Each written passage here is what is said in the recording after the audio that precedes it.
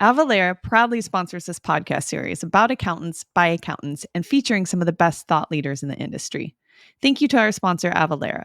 Avalara's award-winning tax automation solutions help accounting practitioners and businesses of all sizes simplify sales tax compliance with real-time rates, automated returns filing, and more. Learn more at avalara.com.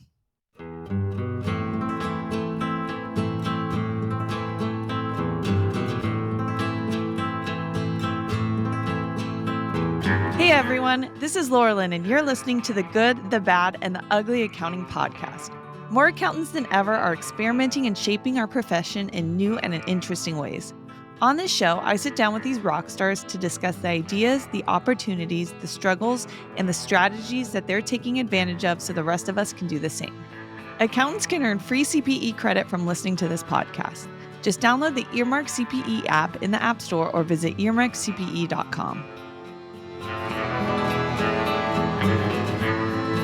Hello, everyone, and welcome to another episode of the Good, the Bad, and the Ugly Accounting Podcast. Now, this episode is going to focus on the ugly. Both David Leary and Blake Oliver said we need more ugly in this. There's too much good. So we have Amanda Wilkie here today, who is going to talk to us about some ugly accounting firms. Not ugly people, ugly firms. So I'm sure the people running them are wonderful. But as lots of firm owners know, it's very easy to have ugly internal processes, workflows, tech, etc. And so that is what we're going to discuss because Amanda is a consultant at Boomer Consulting. So at first I was curious if this was like a play on like boomers. Like I was like, "Oh, that's clever. You're helping these older folks, make change." And then I went to the website and that's actually the last names. Yeah, Lorilyn, you would be surprised at how many times we get that question. And I absolutely love it. We actually have one of those, an easy button. This is okay boomer sometimes. So we love it. We pass it around. We get to hit the okay boomer button. It's great. Yeah, I would just lean into that heavily and be like, yeah, that's exactly actually why we named it this. But Boomer Consulting consults with CPA firms, and this is straight from their site, on leadership, talent, growth, technology, and processes. So helping CPA firms be better businesses, because what I find is CPA firms are great at doing the CPA things. We're good at auditing, we're good at tax returns, we're good at advising, but everything around actually running a firm, a lot of us are really, really bad at. And so it's great that there are companies out there like Boomer Consulting that can help CPA firms with those functions. Now, Amanda has a deep background in kind of the IT side of it.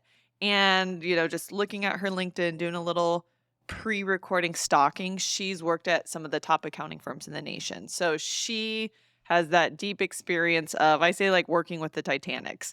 Like you're trying to do things, you're trying to make changes. With smaller firms, you can do it a lot easier, but the big firms, you're definitely trying to turn these ginormous ships, which can be very hard and very painful. So this is going to be a really fun conversation, and I can't wait to hear about your experiences and your insights in doing this. But before we get started, just tell us a little bit about who you are, how you got here, etc. Yeah.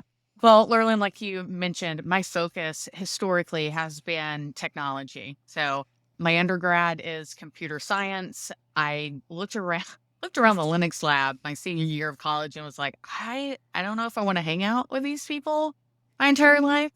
And you fast forward a little bit, and I started the first accounting firm that I worked at. I started on January 3rd, and I had no idea what I was getting into.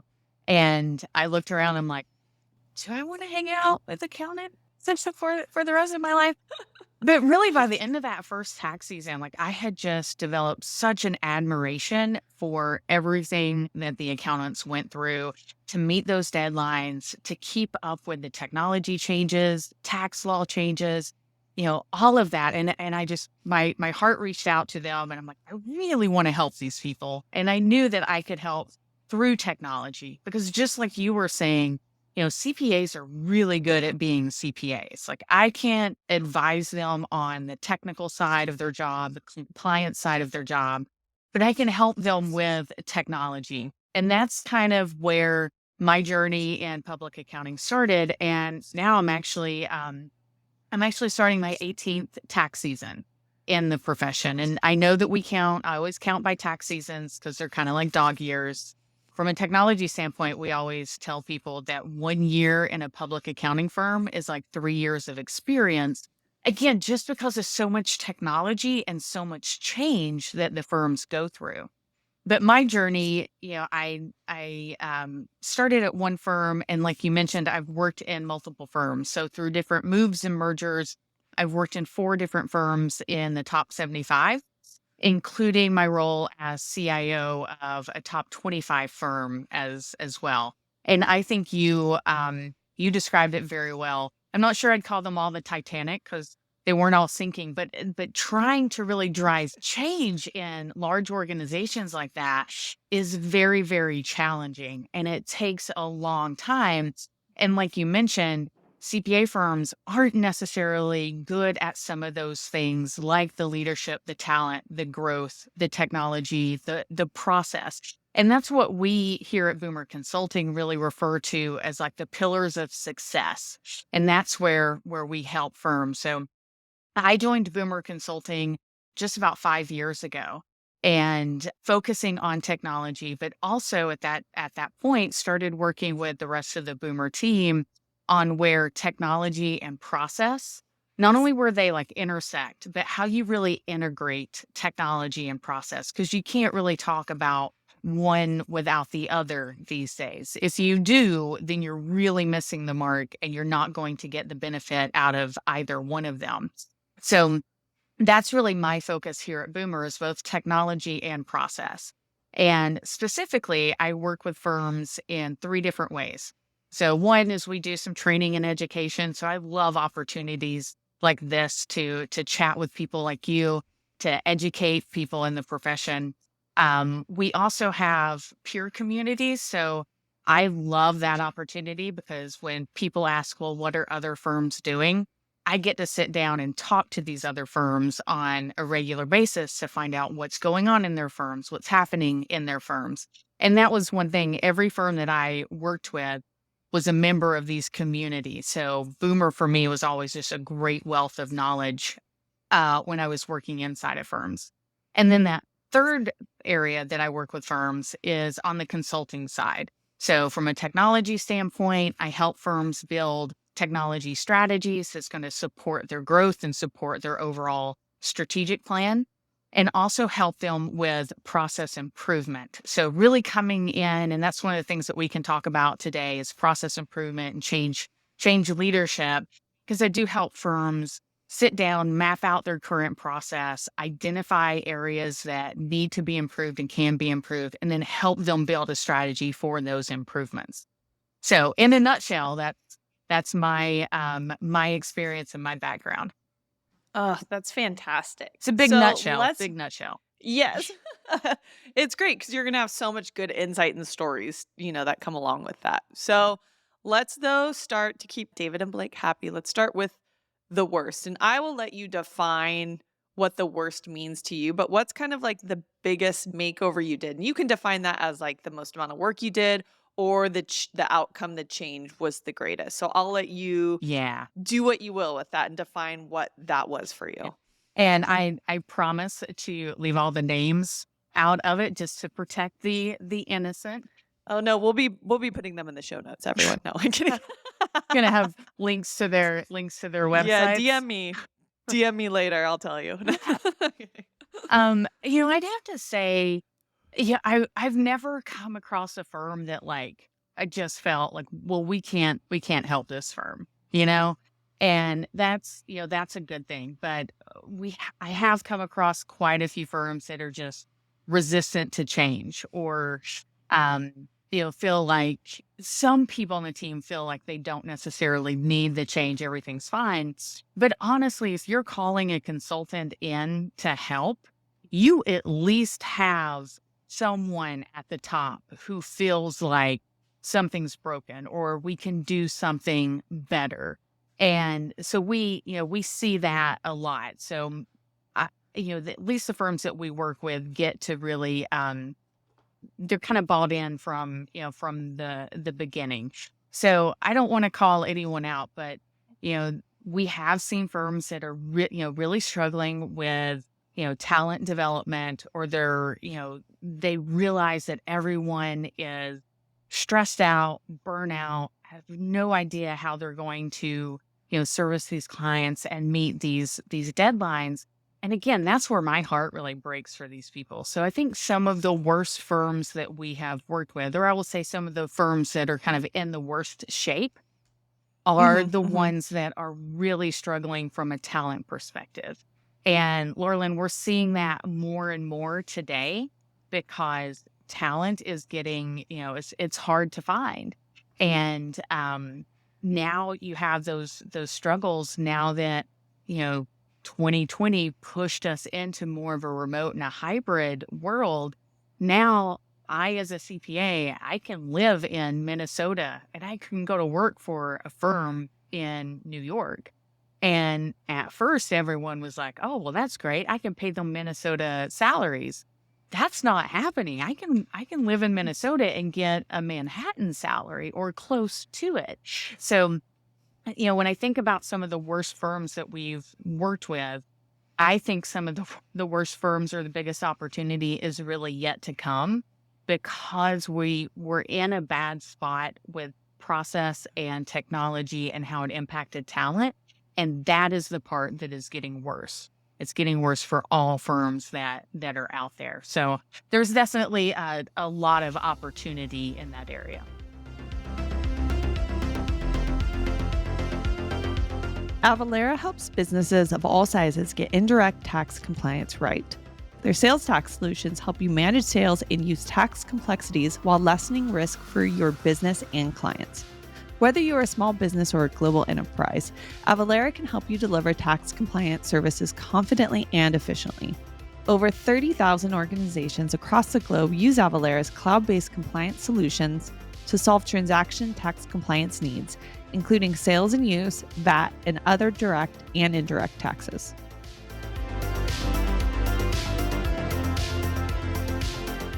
Oh my gosh, I feel like I could go down a huge long rabbit trail just on the talent piece. So let's just go Let's do a it. little ways down Yeah. it. Because okay, so if what then is okay, so in the industry I'll hear out I don't know if I want to call them influencers, but what people say is okay, if you are having this workload issue, fire clients or raise their prices, that's kind of the first thing they talk about instead of trying to find more people to help do the work is adjust your current workload accordingly, your price points, so then each employee has less work to do. Is that the first thing you say, or what's the first thing you say if someone's like, "We have too much work and not enough people"?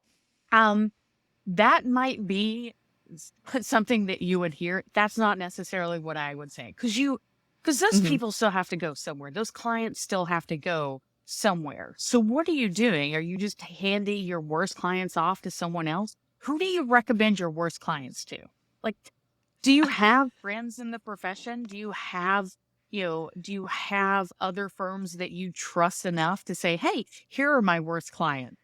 Good luck."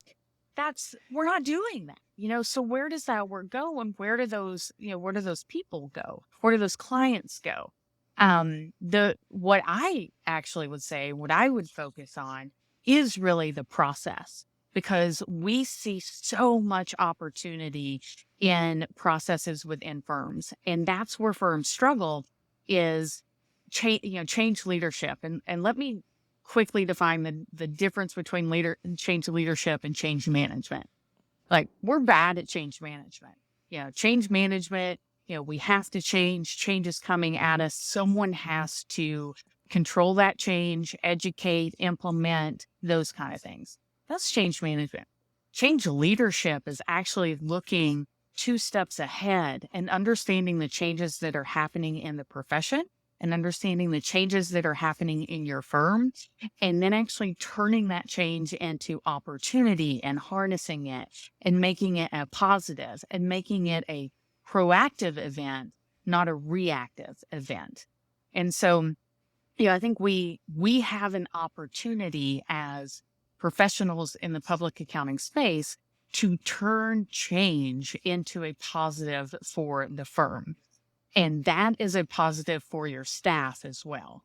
So instead of having them just hit by all of this change and it being reactive within the firm, you actually need to harness it and turning it into change leadership. So when I talk to a firm and they say, "Hey, we're having those talent struggles," yes, you can do client filtering. Yes, you can raise your prices to help with some of those things. But that's only going to help you a little bit. That's not going to help relieve a lot of the stress and make a better, I call it an internal client experience, because your staff is really your internal clients. So you want to improve the internal client experience as well. Do you think the reason firms get in that situation in the first place is that they are not doing any type of resource planning, like looking forward? Like, why do you think firms get in that situation? What's happening on the front end that's leading to that effect? Yeah. I think that is part of it. I think another part is that just by nature, CPAs and firms are risk adverse. So we don't want to change. We'll change if we have to. The flip side of that is we work in a profession that is full of change. Again, tax law is changing all the time, technology is changing all the time, and we are reliant on, the technology providers. We're reliant on the regulators to implement those changes. So sometimes it's that we don't really have the opportunity to take a breath and really see the change that is coming. And I'll tell you one thing that we're seeing is we're actually seeing more and more non-CPAs in accounting firms because those non-CPAs can do a lot. I mean, I ask firms all the time when we're looking at what their staff is actually doing is sit down and you ask, does this task, this particular task we're looking at, does it require the CPA designation? If it doesn't require a CPA designation, your CPAs probably shouldn't be doing it. So, because they are focused on servicing the clients and good, bad, ugly, they're still focused on the billable hour. That's a whole different episode, I'm sure. But good, bad, or ugly, they're still focused on those things. They're focused on client service. They're focused on the billable hour. They don't necessarily have the capacity to focus on change and change leadership. So we're seeing more and more non-CPAs or non-client service professionals that are focused on the change leadership, and the resource management.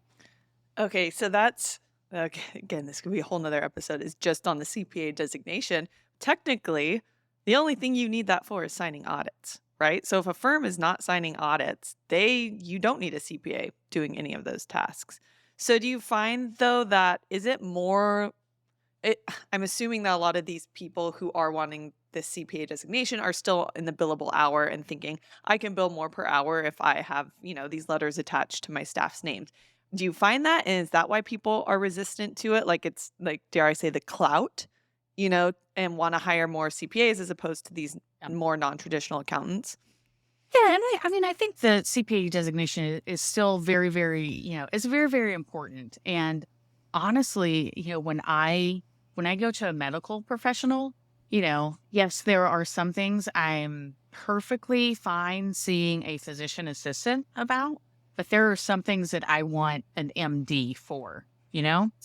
And I think the public accounting profession is the same. So from a compliance standpoint, yeah, I still want a CPA, but there's a lot of things. And again, there's a lot of things that are non-client facing in the area of leadership, talent growth, a process and technology. There's a lot of things in those areas that don't necessarily require that CPA designation.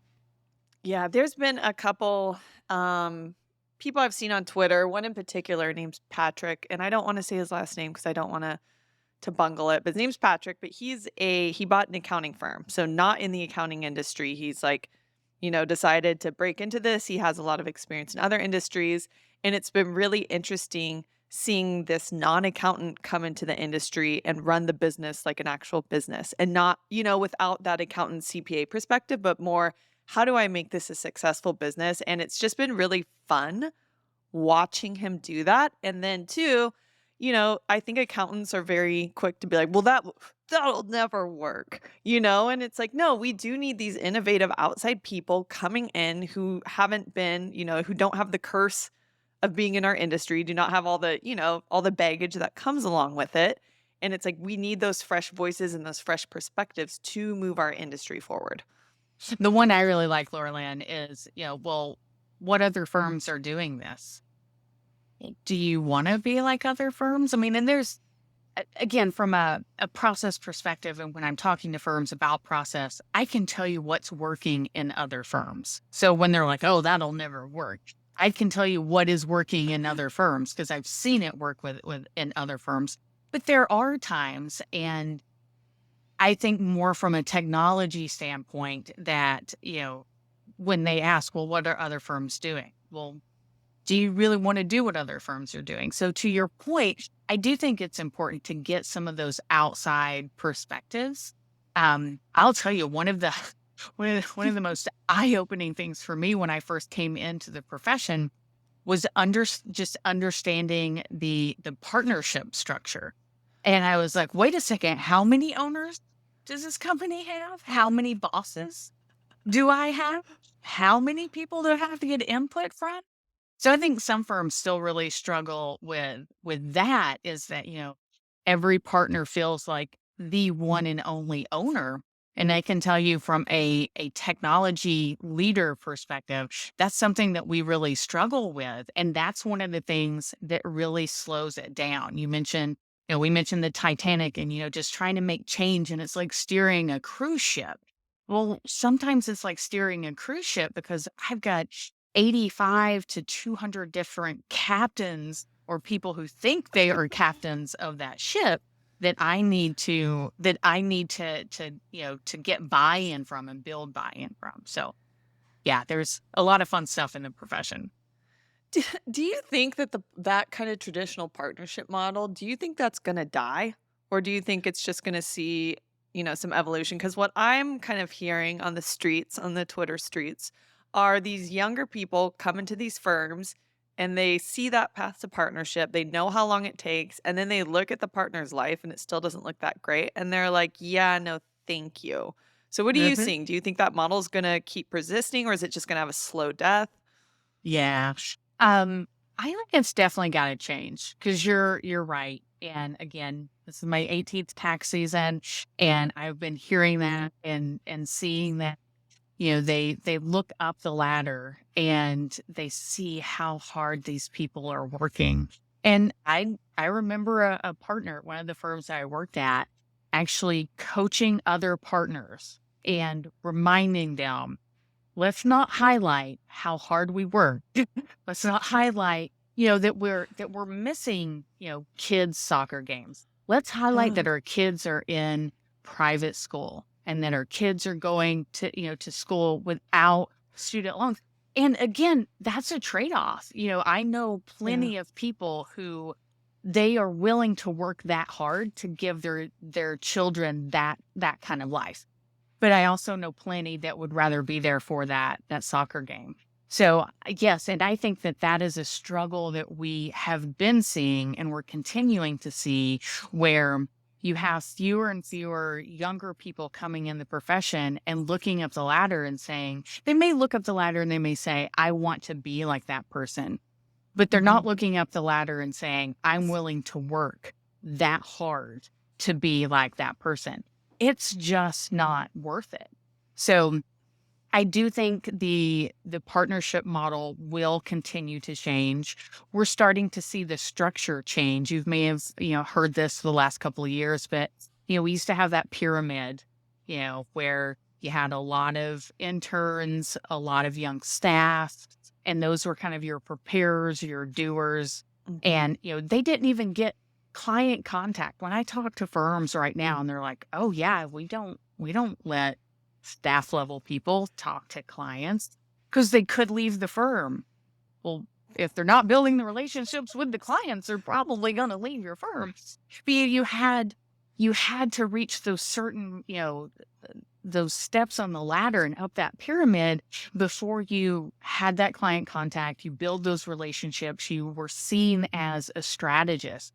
Well, we're starting to see that change. You're starting to see kind of the bottom corners of that pyramid kind of fade away, and it's more of a diamond now. Mhm. Mhm. And but that diamond actually means that your lower people are coming up, but sometimes the upper people are coming down and doing some of the tasks that are kind of in that middle as well. So will the partnership structure change? I think it's going to have to. And we're Mhm. already starting to see the structure within the firm change as well. Mhm.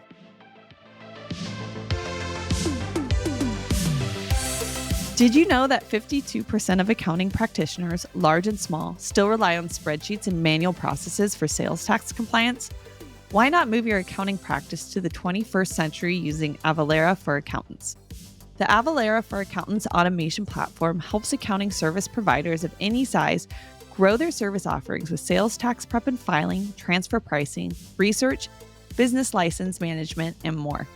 Scale your practice efficiently with award-winning automation that brings efficiency and accuracy to sales tax compliance. Want to learn more? Email accountants@avalara.com or visit avalara.com. Do you think there's something about accounting firms that's unique compared to other professional industry when it comes to kind of these pain points? All the way from the model to growth to tech. Do you think it's just common across all industries in the professional services? Ah, do I think the accounting profession is unique? How much time do we have? Um, As much as you want. 45 yeah, hours. They said 45 minutes. I'm changing it to hours. let's do it. I'll get my coffee. I'll get my afternoon. Pick me up. Um, yeah, I do think that we are unique in a few ways. Again, everything from the partnership structure to just the career path. Again, I think about the young people when I started, 18 years ago in public accounting. If you think about it, a firm gets a class of interns, and that class of interns, there's usually a lot of training, a lot of things that bring them together, a lot of events, a lot of social events that get them connected, because the goal is to get them so connected that they spend the next 30 years at that firm. And I think that that is something that is really unique. I spoke to a friend about this recently after reading an article, and I wish I would have saved the link. I would send it to you. But the article basically said that there are studies happening right now that's showing that people, Gen X, I'm Gen X, Gen X and younger, that they no longer are looking for that work BFF or that work spouse. We hear that. That's my work husband, my work wife, my work BFF. They're no longer looking for that because they don't care. And years ago, we would have said, you need to have that connection. If people are connected, if they feel like they have that work best friend, they are more likely to stay with that company longer. So the conversation I had with my friend over this was, our profession was kind of built on that. Our profession was you get the interns in, you get them all together, they stay connected. Some of them actually get married. We've seen that happen. You get them connected because what you want is you want them to build the connections that will keep them at that firm for 30 years. And if that's not a connection that people are looking for anymore, how do you get them connected? How do you get them connected to your culture and get them to stay there their entire career? And so when I think about things that are unique to the accounting profession, I think that that's a big one, is that, historically you could spend your entire career at one firm and never leave. And that was actually looked at as a positive thing, not necessarily a negative thing. So I think that's something that makes us really unique. Mhm. Yeah, well, for any firms out there, it's like, "How do I keep people?" I'll tell you how to keep people. Um, don't overwork them and pay them well. There you go. That's how you keep good employees. Yeah. It's Yeah. it's not like it's not rocket it's not ping pong tables, it's not kombucha. It's literally respect their boundaries as people, don't overwork them, and pay them above what other people are paying. There you go. Yeah. Yeah. It's no longer there's a keg in the kitchen, you know? Right? Yeah. It's so funny. Yeah. So back before I had my current firm, I was part owner in another firm, and we were small. I think at our biggest, we had like there was 9 of us, but we had we had the office space, we had kombucha beer, but it was fine. Like I don't think anyone ever tapped the beer because we're doing tax returns. Like I can't do tax returns drunk, and then too at the end of the day, I'm driving home for 35 minutes to my place. Like so, it's like the beer would just sit there and go bad. No one was Yeah. staying there and drinking beer after the day was over. We were all leaving and going home. Yeah, because you wanna be with your friends and your family that aren't at that office.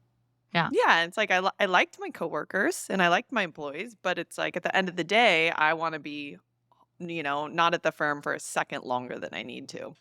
So, okay, here's a question. What types of changes have you found that firms accept the easiest? Like, what are the easiest changes to implement where you just don't really ever get resistance or pushback?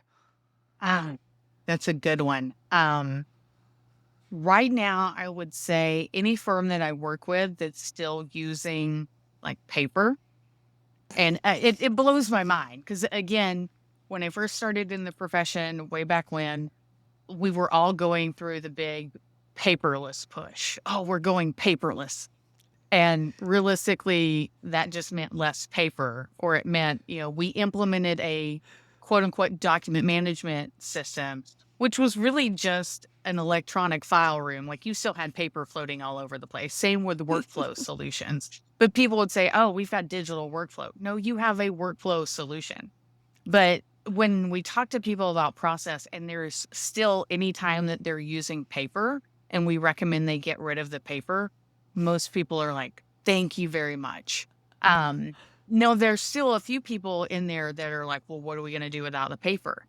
Well, there's usually a digital version of this, which you definitely need now that we're hybrid and we're not all in the same space, you really need that. So there are a few people that are like, no, you're going to whether it was the red folder, the blue folder, the green sheet, whatever it was, the green cover sheet, the routing sheet, there's a few people that are still like, well, what are we going to do? I had one firm one time just recommend they change the color and just make it a half sheet. No. But today in the environment that we're in, most firms are like, yes, please take away the paper. Gosh, yeah. So my first accounting job, I entered the accounting career or the accounting work industry. I entered the accounting industry a little later in my career. So I had my first accounting job at 28. And I remember at this firm, it was and I had no prior experience, so I was like, "This is just what people do." So it was all, we had the paper folders getting passed around, and you have your sheet on top, checking off where you are. And then I was preparing, and so we would print out the tax return. I would like do 10 keys, tape it to like the tax return so the reviewer could like tie it all No, that's out. right. And then too, I remember they were giving the client copies of the return on like a CD. Yes.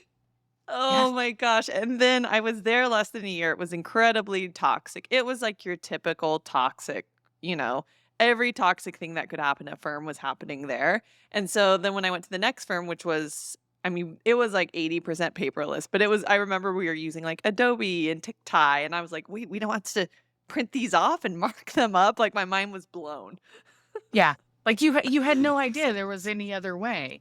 And again, when you have an environment where, people come in, they work their entire career there, they hear that other firms are doing some things, but they're like, that could never work here. We can't do it Mhm. that way. We're special. Yeah. Okay, so if people are most, uh amicable to that type of change. What types of change are people most resistant to? Ah, this Mhm. is a good one, and this goes back to the kind of the talent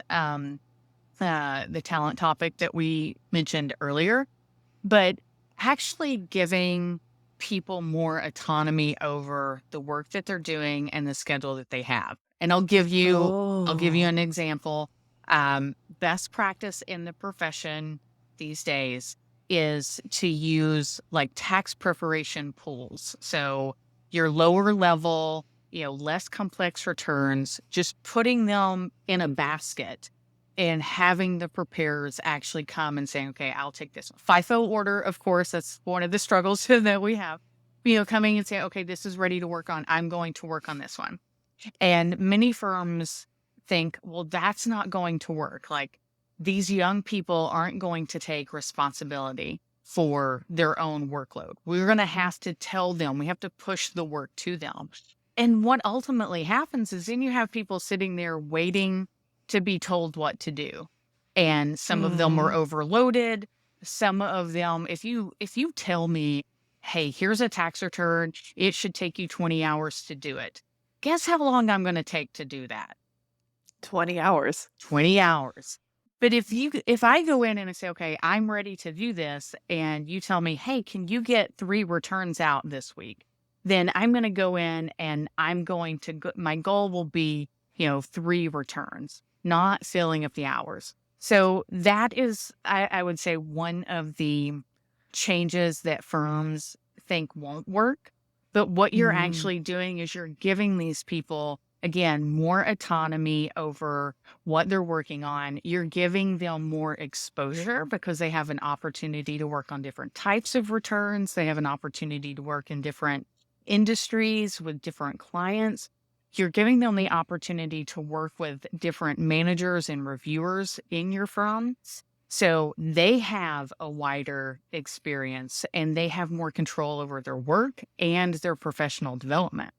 The flip side of that is now you have your managers, you have your reviewers actually working with more more preparers as well. And so your Mhm. managers are learning different ways to manage and they have more exposure as well. So it's really best practice, but it's one of those things that firms are like, "Oh my goodness, these people are not going to volunteer and do work." Like you're paying them. They're going to show up, they're going to do the work. You just have to manage them now. Mhm. Mhm. Oh, that's really interesting. Okay, do you find that there's a certain makeup of firms that are more or less open to change? Like, are certain firms you come across and they, whether it's revenue, employee count, where they are full board, they're like, yeah, Jesus, take the wheel. Amanda, take the wheel. Tell us what to do. Or are there other firms also on the flip side that are certain revenue size, up, who are just really push back on things? Yeah. I'm very, very lucky because when firms come to us, it's because they're ready to change. At least someone at the leadership level Hmm. is ready for the change, whether or not the people inside the firm or not, that's different. But I would say that firms that have recently gone through a great amount of growth, that after, and I'll give you an example, maybe a firm has gone through a merger or a couple of mergers. And what you end up having is you have 1, 2, or 3 firms essentially operating under the same name. But all of their processes, the way that they're managing the work, the talent development, those are all still being done the old way, the legacy firm way. So firms that have experienced, whether it's M&A or organic growth, if they have grown fast, they realize that the way that they've been doing things is not sustainable. And those are the Hmm. ones that are usually like, please just tell us what we need to do. Please help us through this. And those are the firms that we really enjoy working with because we are going to help them create that one firm approach, that one firm process, opposed to having those multiple firms, individual firms under one name and one roof. Hmm. Hmm. What's the most common? ugly thing you see in firms? Like, is there one thing that really sticks out that you come across almost in everyone you do consulting with? Um, That was a heavy sigh. well, I'm like, um, and I can't think of like something super specific. Like I'm not going to say there's an application or there's Mhm. one personality type. Yeah. Um, I actually like adding what we call the strategic naysayer. So if there's someone that, Mm. is, you know, they're they're going to be open to change, but they might be a little more difficult to win over. I actually really like having them on the project team because if Mm. you can get them on board and you can answer, the why questions for them, so why we need to change and why this will be better, you can get Mhm. them on board, then they are usually a huge champion for any change that, that you throw out there. But I would say one of the most common kind of ugly things that I see is I'm going to go back to that difference between change leadership and change management. And it's that we just don't have anyone focused on change leadership. And you really need someone who is going to drive that. And it Mm. doesn't necessarily have to be a CPA, it can be a non CPA. But firms that don't have that, I would say that's a kind of an ugly thing to me. And I like leaving a firm kind of instilling in them that change leadership is something that they really need and that they need to focus on. Interesting. That's good. If you're listening, firm owners, take note. This is if you are doing changes, you need Yeah. change leadership. Yeah. Well, and Lauren, if you don't mind, I can dive in a little bit deeper Yeah. to that because people are going to be like, "What do you mean Yeah. change They're like, leadership?" they're like, change leadership next. Yeah, and they're googling like, "What does change Yeah. leadership mean?" Yeah. Um, Yes. so kind of like digital transformation. It's like, okay, yeah, digital transformation, check. We can go back through like the last, 8 years of buzzwords if you want to. Mhm. But when I think of change leadership, I really think of three different areas in your firm. So one, you have engagement management, you have project management, and then you have process management. So the engagement management, someone who is really bringing together all the pieces of the engagement, the communication with the client, the communication internally. So we're starting to see firms really focus on that. And it takes the same skills as your project management and your process management as well. So someone who can communicate, someone who is, very organized, and someone who has influence. So whether you're talking about a large tax client or a CAS client or an audit client, you want this person to be able to influence that audit team or that CAS team, as well as be able to influence the client. Mhm. The project management piece, and this is, sometimes in the profession we use the word project for engagements and different things, but project management being kind of a special one-off project, something that is, a big change, implementing something, implementing technology, implementing a new policy, things like that. So Yeah. again, you need someone who's going to be able to communicate and someone who's going to be able to influence and someone who is going to be very, very organized. And then that third piece of really the change leadership is really the process management. So looking at your processes, looking at what's working, what's not, and then really focused on continuously improving your processes. So Mhm. those are the three different areas, but they're really the leader of that, the leadership piece is really being able to look out, at the profession and what's happening in the profession and what's happening in the technology and the talent pieces and the trends, and really being able to stay one step ahead of those. And like I've mentioned Yeah. previously, turn those into opportunities and being proactive, not reactive with them. Yeah. Oh my gosh. So while I was listening to you talk, I had a moment of inspiration and Avalara, you sponsor this podcast. If you're listening, Zach, producer Zach, write this down right now. wouldn't it be fun to do a podcast series called Extreme Firm Makeover, where every you work with one firm during the season? Yes. I don't know if you can see Amanda's face, but she is loving this. But you work with a firm, and then each episode is talking about like you're coaching them, and then talking about the changes and what milestones they're hitting. How fun would that be? Let's do that. We need to do that. Producer Zach, write that down. But that because it's like, I mean, because hearing you say it, I'm like, "Okay, yeah, yeah, you need to do it." But then, I'm one of those people, and I'm sure a lot of, like, when someone's actually doing it and I'm watching it happen or listening to it happen in real time, it's like, this is what it actually means. Because I feel like I hear some complaints about some of the influencers in the industry where it's like, they'll be like, "Oh, people should do this thing," but then we're like, "Yeah, we'll do this thing," but then we don't actually know how to do the thing. Like, we don't have that actionable, like, step by step. So, we're gonna do that. That's a side note. But yeah, but I mean, Yeah. hearing you talk about it, I'm like, "Oh, this is complicated." It's complicated and it's a lot, and leadership management is hard.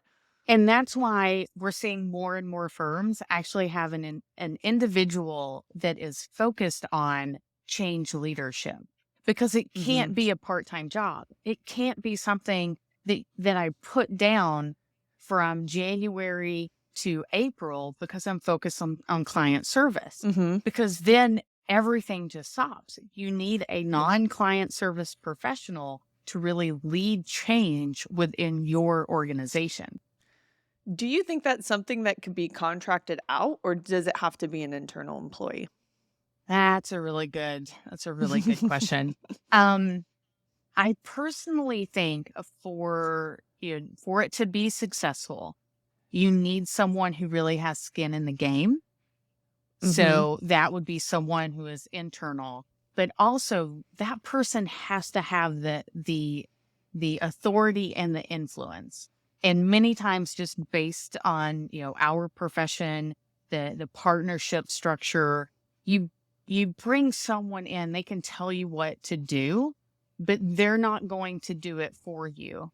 And, Mhm. and honestly, the partnership isn't going to let this outside person do it for them, because this is my firm. I know what's best for my firm. Now, again, I'll take your advice, but I'm not going to Mhm. let you come into my house and clean my house up. You don't Yep. live here.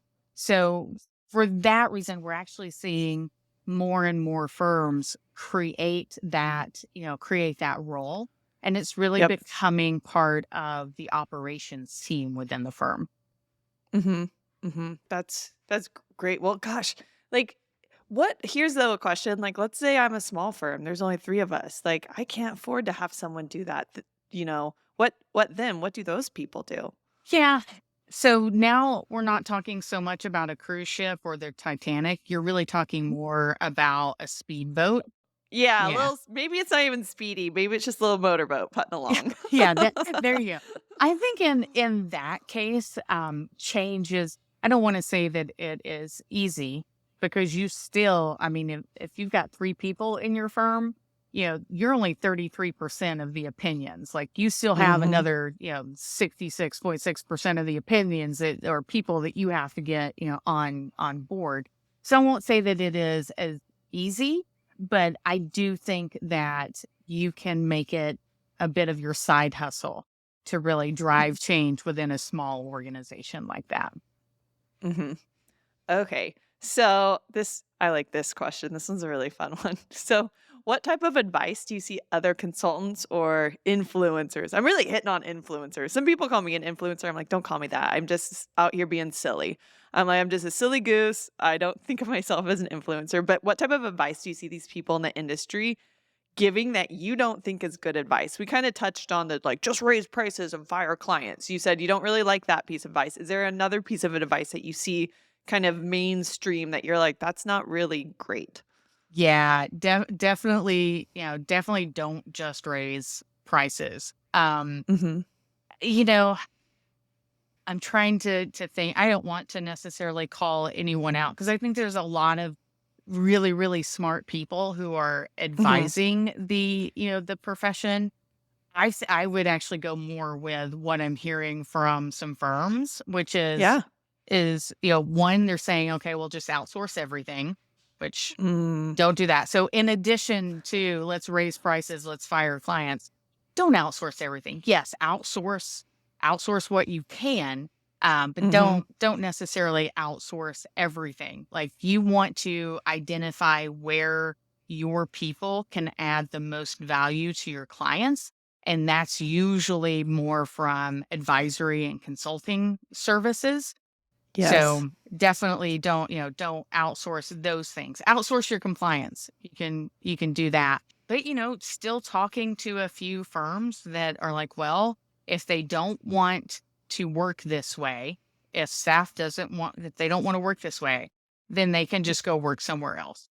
And that is a mindset that, yes, that is a mindset that drives me crazy. I was actually speaking at a conference recently, and I don't think this gentleman worked at a public accounting firm. He was more private industry, but I had a conversation and he said, yeah, if they work from home, we have applications installed that track the websites that they're going to. And, I'm like, if they want to go to Facebook on lunch, let them go Who to Facebook. Who cares? cares? Guess what? They sat in your office and they scrolled Facebook on Yep, their phones. I So, did. I did. yeah. It's me. I'm the problem. Yeah. And, and he said, oh no, when they sign up, they sign and they join our firm, they actually sign, documentation and policies that say that they won't use our equipment for that, and that is a fireable offense. I'm like, that's not the culture that you want to build. That's not the culture that's going to get people to stay. So you really have to be a little bit more flexible, and again, give them more autonomy over their career, their learning ladders, the work that they're doing, the clients that they're Mhm. working with. You really do have to embrace that. Well, and two, it's a worker's market right now. It's like you're just gonna fire these people. Who are you gonna hire? No one can find people to hire. So it's Yes. like you're gonna pass someone up or you're gonna fire your tax manager because they went and looked at Pinterest. Yeah. Like, be for Yeah. real. Yeah. Be for real. So at my other firm, we had employees. I was like, I really don't care how long it takes you to do the work as long as you do it. Like, I don't care. Like, if it takes you 1 hour a week and you do all the work you're supposed to do, awesome. Good for Um, you. You're super efficient. And I'm actually now at my firm I have now that I've owned a couple years, I'm bringing on my my first employee again. And I'm like doing this experiment where it's a good friend of mine, but no accounting background, none, zero accounting background. Went through a divorce and kind of got interested in some forensic accounting stuff. And she's like, huh, this might be because she was digging through her, ex's finances. And she's like, this is kind of fun. I might want to do this. And I'm like, okay, if that's a path you want to go down, you got to learn the foundations of accounting. So I told her, I'm like, if you want to, and she's very social, very well connected in the community, very likable. I'm like, if you want to go start building your own book of business under me, we'll do a profit share. I will train, I will review, but you can kind of learn under me, but it's like, I know, here's the thing, like, because of her personality, I'm like, I know she's going to crush it because she has those intangibles that I cannot teach. I can teach you debits and credits. Like, I can teach you how to do that. So this is like my own experimentation of how easy is it to take someone who is not in the accountant world, I don't think has ever taken an accounting course, and make them an accountant. mhm. I look forward to that. Because I agree. I think it can be done. I don't think accounting is for everyone, but Mhm. I do think that it can be done. And I love it. I love, you know, I forget what the saying is about a woman scorned, but yeah, I think a woman scorned would probably make a great accountant. Oh gosh, this could be a whole nother podcast series of like extreme home or extreme accountant makeover. Yes, yes, absolutely. I would listen to that podcast as well. I'm Okay, th- I'm thinking maybe a limited series, like yes. maybe do 4 or 5. Yeah, that'd be Yes. great. Yes, over a series of months, like you check in once a month, or actually, what you'd really do is pre-record it and then release it all a Yeah, week apart. Yes, but okay. Oh my yeah. gosh, I'm gonna become a podcast host full time like Blake here. There you go. I'm fast on my way, but Anyway, Amanda, thank you so much for coming on. This was such a fun conversation. If there's accountants out there who want to connect with you, what's the best way to do that? So you can always email me. That's amanda.wilkie@boomer.com. Not a boomer, but boomer consultant. And then you can find me on LinkedIn. Twitter is Amanda Wilkie BCI. Perfect. Yeah, so they can reach out to me there. Great. And I know I tried to make this ugly. It was not an ugly episode at all. It was a super fun episode. So thank you I again. really enjoyed it. Yes. And thank you everyone for listening. See you next time.